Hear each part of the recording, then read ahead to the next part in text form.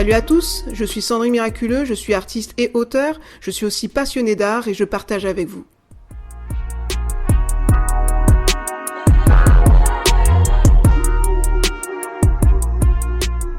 L'art de la censure, quand le milieu du sport s'en mêle.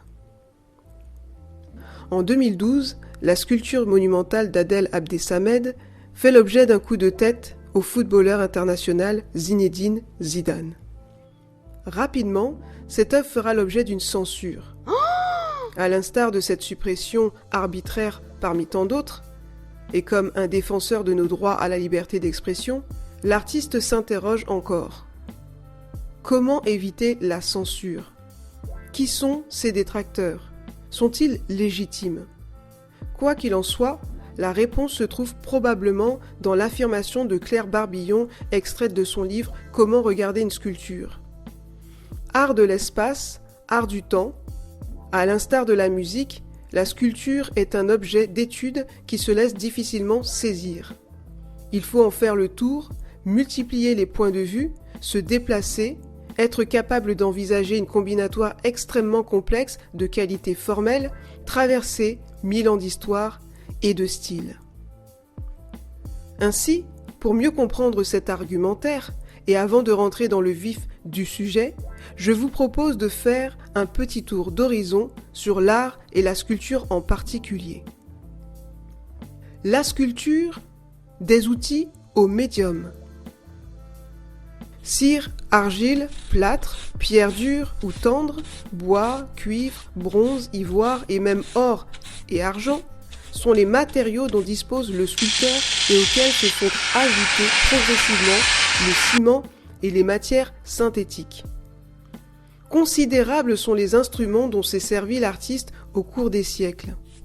Les mains, les bauchoirs, la mirette, le marteau taillant, l'herminette, la boucharde, le maillet, le ciseau, la gradine, la masse, la pointe, la gouge, la râpe, le rifloir, etc., etc. Bien que les artistes et les chefs d'atelier utilisent encore ces matériaux et toutes ces matières, aujourd'hui on utilise des médiums plus sophistiqués. Évolution, progression ou modernité artistique.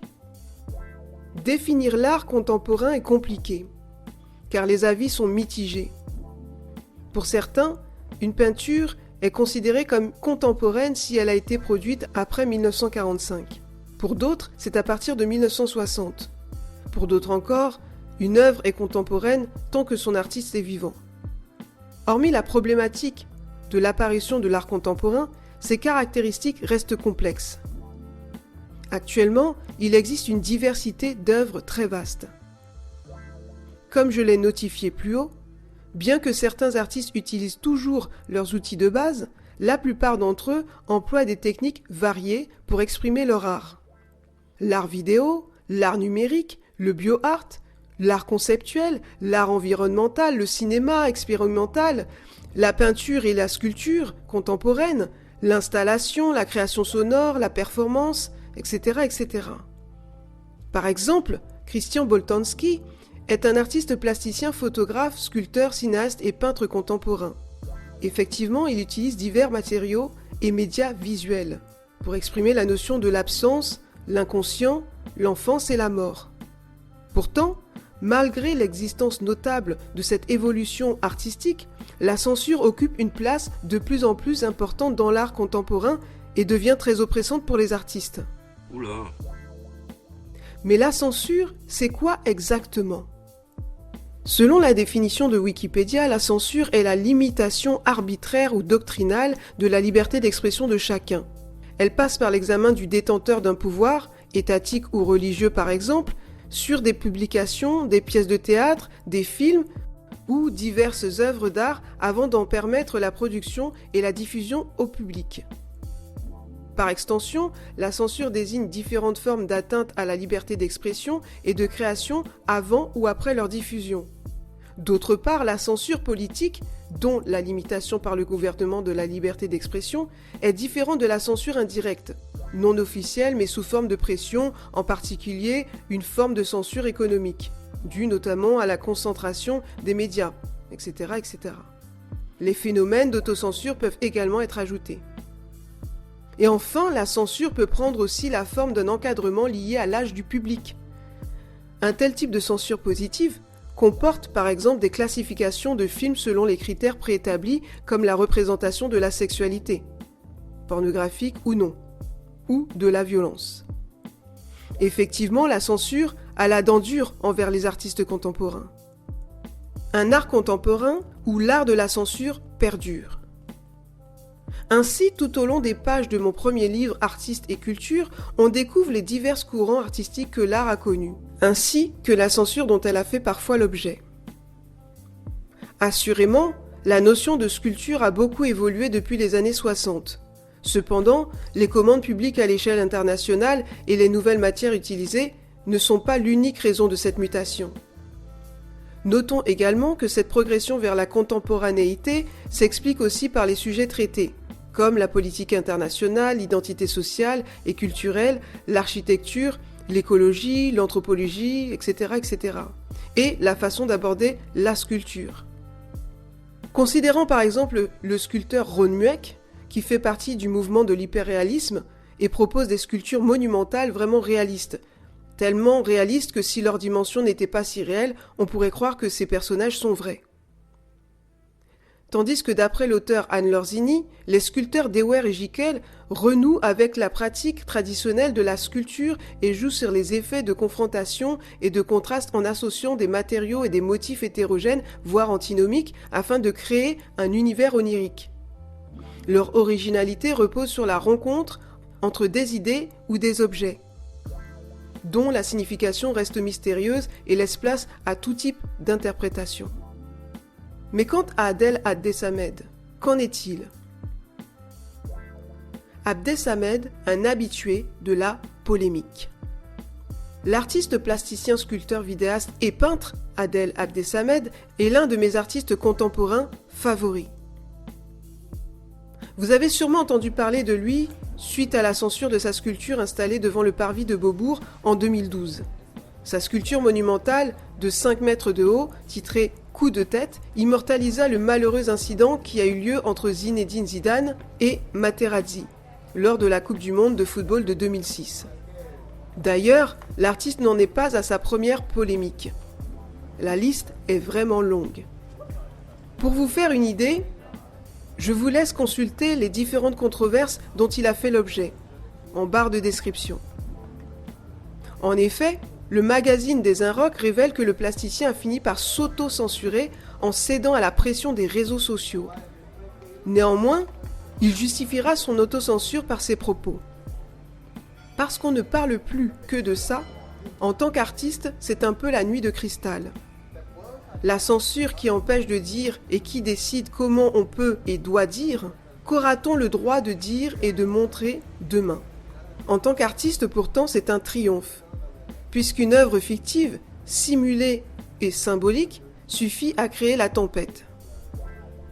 Quoi qu'il en soit, les œuvres d'Abdessamed sont souvent qualifiées de provocantes, alors qu'au contraire, ces œuvres obligent les visiteurs à considérer ce qui est gênant pour l'opinion, ce que les politiques veulent dissimuler, ou ce que les dirigeants gouvernementaux feignent d'ignorer. Il dévoile simplement de manière artistique et intelligente ce que l'on veut cacher. Il les met en lumière. Il choque, c'est sûr. Mais pas gratuitement. Il y a un vrai discours derrière ses productions. Bien que je n'adhère pas forcément à tous les procédés qu'il emploie pour mettre en œuvre ses projets artistiques, j'aime la liberté d'expression. D'ailleurs, c'est un artiste que l'on devine talentueux, sensible et affranchi de tout dogme. Zidane et les présidents de clubs de foot. Des censeurs légitimes? Hormis l'indignation de l'actuel entraîneur du Real Madrid, lors de son inauguration à Paris en 2012, Coup de tête avait également été contesté par des présidents de clubs de football. Oula. Cependant, même si de l'eau a coulé sous les ponts depuis, entre Materazzi et le surnommé Zizou, le bif avec l'auteur de Hit But, lui, demeure. Assurément, j'entends encore la peine dans la voix de l'artiste lors de son passage chez Ruquier, l'animateur de On n'est pas couché. Venu pour la promotion de son livre Nuit espagnole, 7 ans après cette polémique, l'artiste confus et blessé confiera « Il a réussi au Qatar ce qui n'a pas réussi en France, en vérité. Donc il s'est comporté avec moi comme un dictateur arabe. Ma mère était tellement déçue en voyant dans la presse ce qu'il disait sur moi, elle m'a dit « Mon fils, tu sais, plus un singe il monte au plus haut d'un arbre, on commence à voir son derrière. Dans cette sculpture, je voulais juste montrer une ode à la défaite. Je voulais la célébrer. Mais sans parler de Zidane ou de Materazzi, parce que je ne les connais pas. » En effet, même si on peut comprendre que Zidane n'ait pas eu envie qu'on revienne sur le moment le moins glorieux de sa carrière, comme l'a souligné Ruquier, et qu'il affirme lui-même qu'Adel violait ses droits en exploitant son image de la sorte, ou que l'opinion publique estimait que l'œuvre était une apologie à la violence, pourquoi ne pas s'indigner de la même manière quand d'autres protagonistes s'inspirent de cet incident, sur le même thème, tel que la chanson parodique de Sébastien Coué intitulée « Coup de boule », ironisant sur ses paroles « Zidane il a frappé, Zidane il a tapé, l'arbitre l'a vu à la télé ». Ou dans les médias en ligne tels que des webcomics où la scène est interprétée dans une pièce de théâtre, la Déomachie, sur un site satirique de football. Ou des t-shirts parodiant l'événement. D'ailleurs, plusieurs émissions télévisées aux États-Unis ont également parodié l'événement tel que le show de Jay Leno, ainsi que la série animée Les Griffins. Dans un épisode, Zidane livre un gâteau à une vieille dame, lui donne un coup de boule, puis lui dit « bon anniversaire » en français. Homer donne un coup de tête similaire à celui de Zidane à un arbitre assistant. La scène est reprise également dans le film américain The Comeback, sorti en 2007, où on voit le coach Field demander à un de ses joueurs, Marco, lors de la finale de la Coupe du Monde 2006, d'aller dire à Zidane que Materazzi l'a insulté et Zidane répond par un coup de tête. Bref, la liste de parodies est longue. Alors pourquoi s'acharner sur Adel ? D'autant plus que Zidane est considéré aussi comme un artiste, mais du football. Donc, ils auraient pu se comprendre et s'entendre en vérité. En parlant de l'art dans le foot, je vous encourage d'ailleurs à consulter la séquence sur le thème « L'art du foot » issue de l'émission Stupéfiant animée par Léa Salamé. Je vous mets le lien en barre de description, vous me ferez un retour en commentaire. Ainsi, vous êtes obligé de constater qu'au vu de toutes ces parodies, contrairement aux bonnes intentions de ce merveilleux artiste, on est en plein sarcasme délibéré. Alors pourquoi un tel lynchage médiatique contre cet artiste ? Je m'interroge encore. Est-ce parce que la sculpture était trop visible ? Pas assez esthétique ? Ou est-ce parce qu'elle provoque un malaise dans l'opinion ? À vrai dire, pour ma part, si je n'avais pas découvert le sujet de cette polémique dans le 20 minutes, je n'aurais pas porté d'attention à cette sculpture monumentale, devant laquelle je passais quotidiennement pour me rendre à la bibliothèque du Centre Pompidou à l'époque. Ce qui est encore plus incompréhensible, c'est que parfois, Zidane lui-même n'a plus l'air mal à l'aise avec cet incident. Il a l'air tout à fait ok avec son geste qu'il dit ne pas regretter. Et dans d'autres interviews, il dit avoir honte. On peut voir cette contradiction dans certaines interviews, notamment celles que je vous mets en barre de description. Attention, il ne s'agit pas de juger quiconque. On ne juge pas l'homme, on a tous des faiblesses. D'ailleurs, j'aime bien le tempérament de leadership de Zidane. Il a tout mon respect. Néanmoins, je m'interroge sur la pertinence, la crédibilité de son jugement et de tous les efforts qu'il a mis en œuvre pour censurer Hit But. Toute cette animosité envers Adel en valait-elle la peine ? Blesser et brider un artiste audacieux pour pas grand-chose finalement. D'autant plus que son acte d'il y a plus d'un quart de siècle est toujours autant exploité notamment dans Taxi 5 ou dans le secteur de la mode. Sans compter qu'en 2018, la sculpture qualifiée de maudite par le magazine sportif L'Équipe a continué de voyager de musée en musée, de biennale en biennale, comme celle de Genève en 2020. Je vous laisse également consulter les photos en barre de description. Ainsi, ce qui était qu'une ode à la défaite est devenu un vrai bif. D'ailleurs, le doux violent, comme l'a surnommé le Figaro, s'est fait prendre en photo en pleine discussion avec le fameux Materazzi en avril 2018, avec pour légende ce que m'a raconté Materazzi, remembering what he told me, I take care of history. Avec comme hashtag coup de tête, hit butt, Zidane, Materazzi, Pietrasanta, Italie, Italia, Italie, bronze. Enfin, vous verrez cela en barre de description également. D'ailleurs, un abonné s'est empressé de répondre « Zidane, t'as pas été invité ?» Hormis la question de départ, que faire en tant qu'artiste en cas de censure arbitraire? Je crois que dans ce cas précis, Adèle y a répondu. Mais je crois aussi que la puissance de cette œuvre audacieuse a été plus forte que l'attitude impulsive et cavalière de Zidane, qui a malheureusement cédé une fois de plus à ses émotions entraînant une polémique. J'ouvre une petite parenthèse ici. Je rappelle que mon intention n'est pas de juger cet homme, au contraire, je suis moi-même une personne de nature émotive et d'un tempérament colérique. Mais Dieu m'a aidé dans mes faiblesses, ce qui fait qu'avec le temps, j'arrive à gérer mes émotions et à grandir en maturité émotionnelle. Toutefois, je veille. Comme l'a dit Martin Luther, oui, je sais, mon vieil homme a été noyé dans l'eau de mon baptême, mais voilà, le bougre, il a appris à nager. Ainsi, l'impulsivité, les coups de sang, la perte de sang-froid, les réactions au quart de tour, n'est pas bon, même si on nous provoque. Car la colère de l'homme n'accomplit pas la justice de Dieu, et celui qui est lent à la colère vaut mieux qu'un héros, et celui qui est maître de lui-même que celui qui prend des villes. Proverbe 16, 32. Autrement dit, dominons nos émotions, sinon c'est elles qui nous dominent. En définitive, vous l'aurez compris, lorsqu'on est dirigé par nos émotions, on va jusqu'à s'auto-saboter et souvent avec des dommages collatéraux, comme en 2006. Finalement, qu'est-ce qui reste? La honte et les regrets. Bref, je ferme la parenthèse en rappelant qu'on lui a pardonné malgré tout, même si lui ne semble pas s'être pardonné.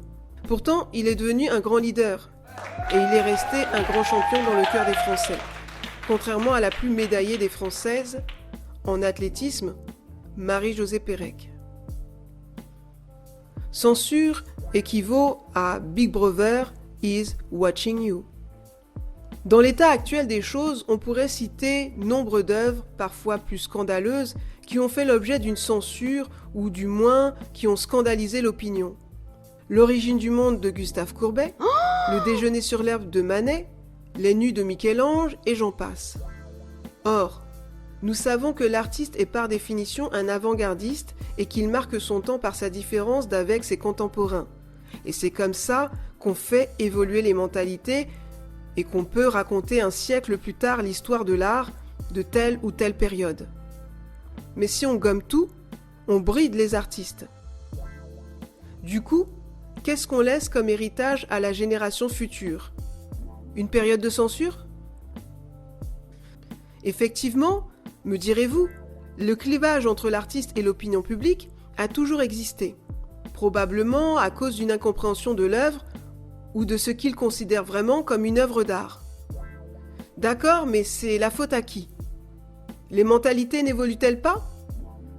Ou alors sommes-nous sujets au contrôle de la pensée et donc de la suppression de la liberté d'expression comme George Orwell le décrit dans son roman de science-fiction politique 1984.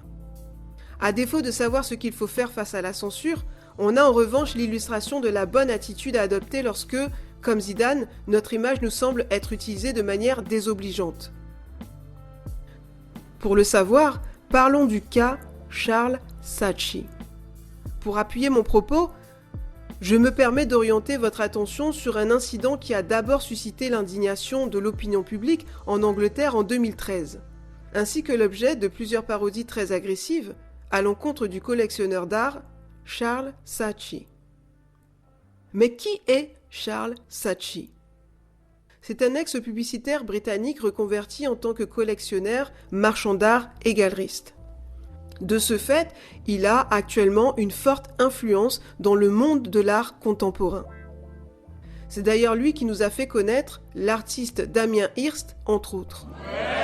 À ce propos, c'est au début des années 80 qu'il ouvre la galerie Saatchi, à Londres, située depuis 2003 à Chelsea.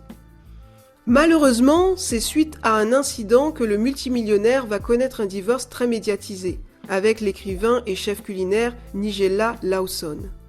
Mais quelle est l'origine de cette polémique? En 2013, M. Saatchi a été l'auteur d'un incident tristement médiatisé devant la terrasse du restaurant Scott's, situé dans le centre de Londres où il a été photographié tenant Mademoiselle Lawson, donc sa femme, par la gorge. À la suite de quoi, il aura une mise en garde pour agression. Et pour se défendre de toute accusation d'agression, il dira « Je ne la serrai pas ». Ne l'étranglez pas. Je lui tenais la tête par le cou pour qu'elle se concentre. Pouvons-nous être clairs ? Bien entendu, les tabloïds anglais en ont fait leur chou gras. Tout ceci associé à un divorce public. D'ailleurs, cet incident gênant a inspiré notamment des artistes comme Benjamin Sutton, qui a immortalisé l'acte de l'étranglement en peinture. Et devinez quoi ? Cette toile est vendue sur la boutique d'art en ligne Saatchi Art, basée à Los Angeles et liée à sa galerie londonienne. Ainsi, le propre site d'art en ligne de Saatchi ne l'a pas épargné, en vendant plusieurs interprétations d'artistes de Sarl Saatchi étouffant son ex-femme avec comme légende un collectionneur d'art étranglant une cuisinière pour être le vôtre pour $2000. Au même titre que certains de ses confrères, un autre artiste anonyme a exposé une sculpture grandeur nature titrée Playful Thief. Elle est bien plus choquante que le Hit-Bud d'Abdel Hamed. Et comme si cela ne suffisait pas, la sculpture a comme épitaphe « Veuillez noter que ce n'est pas Charles Saatchi. N'hésitez pas à prendre une photo de vous en train de vous faire étrangler par un autre que Charles Saatchi sur votre téléphone portable. » Pour ceux qui me suivent via les podcasts, je vous invite vivement à consulter cette œuvre rouge sang. Elle est facilement identifiable. Saatchi y est représenté comme le diable avec des cornes sur la tête. De ce fait, le collectionneur de nature très discrète, qui aurait préféré oublier cette controverse médiatique, a été immortalisé en tant qu'art. Et c'est avec pertinence que Saatchi répondra à cette situation ironique. Aurait-il été une meilleure histoire si j'avais censuré des artistes dont le travail pourrait être personnellement désobligeant ? Je ne sais pas pour vous, mais pour moi, il a tout dit. En fin de compte, je n'ai pas pu faire le tour de tout ce que j'aurais voulu vous dire, mais vous avez suffisamment de matière pour réfléchir à tout ceci et me partager votre avis dans les commentaires pour ceux qui me suivent sur YouTube.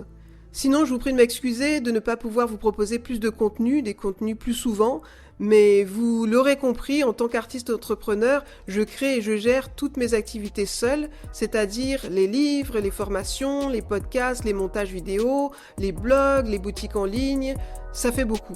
Sachez par ailleurs que je vous propose mes services en ligne, tout ceci est dans la barre de description. Si vous souhaitez soutenir mon travail, sentez-vous libre de me soutenir via PayPal.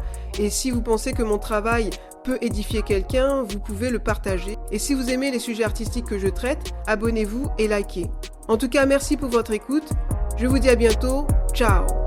C'était Sandrine Miraculeux sur Passionné d'art. À bientôt.